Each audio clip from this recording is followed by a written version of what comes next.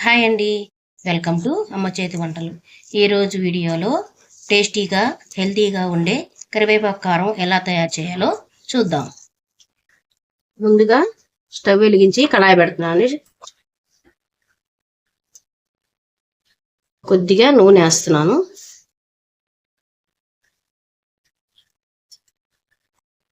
నూనె వేడెక్కిందండి. కొద్దిగా పచ్చెనపప్పు,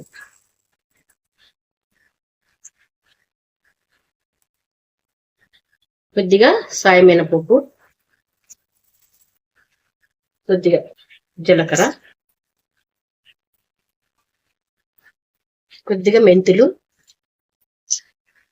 ధనియాలు కొద్దిగా. ఇవి కొద్దిగా ఎర్రగా వచ్చేలాగా వేపుకోవాలి. ఇవి ఎర్రగా వేగినాయండి. ఇవి తీసి పక్కన పెట్టుకుందాం.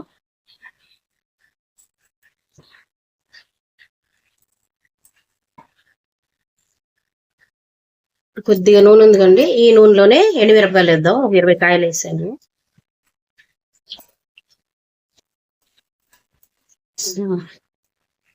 ఎండుమిరపకాయలు వేగినాయండి. ఇవి కూడా తీసి పక్కన పెట్టుకుందాం. ముదురు కరివేపాకు తీసుకోవాలండి.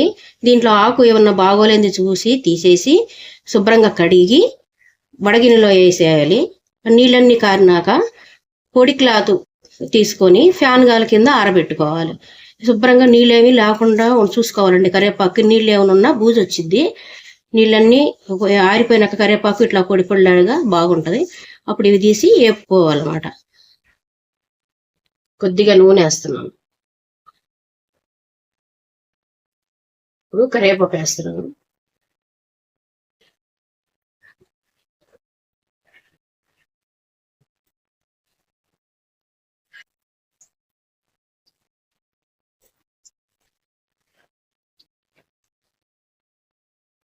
కొంచెం ఏడనివ్వాలండి.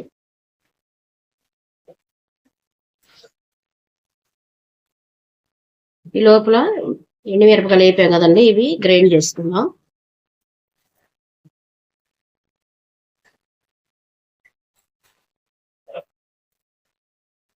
కొంచెం ఉప్పు సరిపడా. కరివేపాకు పిల్లలు ఇట్లా విడిగా తినమంటే తినరండి. మనం ఏం చేస్తాం, ఇట్లా కారంలా చేసామనుకోండి, వేడి వేడి అన్నంలో కొంచెం కారం వేసి నెయ్యి వేసి పెడితే పిల్లలు చక్కగా తింటారు. మనం కూడా చాలా ఇష్టపడతాం అట్లా నెయ్యి వేసుకొని తింటే.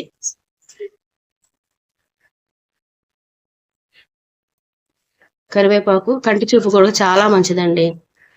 అసలు మనం ఇడ్లీలో కానీ దోశలో కానీ వేసుకొని తింటే చాలా బాగుంటుంది. కూర చేయటానికి ఓపిక లేనప్పుడు వేడి వేడి అన్నంలో ఈ కారం వేసుకొని నెయ్యి వేసుకొని తింటే చాలా బాగుంటది.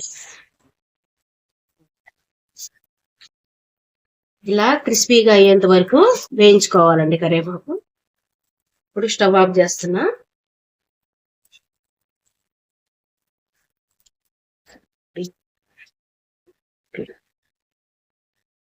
ఇది వేయించి పెట్టుకున్నాం కదండి, ధనియాలు పచ్చెనపప్పు అన్ని ఇప్పుడు మిక్సీ జార్లో వేసి గ్రైండ్ చేసుకుందాం.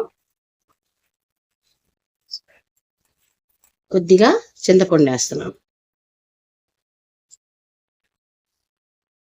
మరీ మెత్తగా కాకుండా కొంచెం బరగ్గా వేసానండి.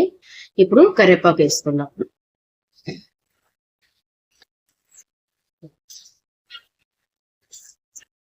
చిన్నులపై రెబ్బలుగా తీసి వేసానండి.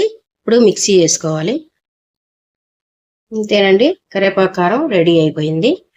మరొక వంటకంతో నెక్స్ట్ వీడియోలో కలుద్దాము. ఈ వీడియో కనుక నచ్చినట్లయితే లైక్ చేయండి, షేర్ చేయండి, సబ్స్క్రైబ్ చేయండి.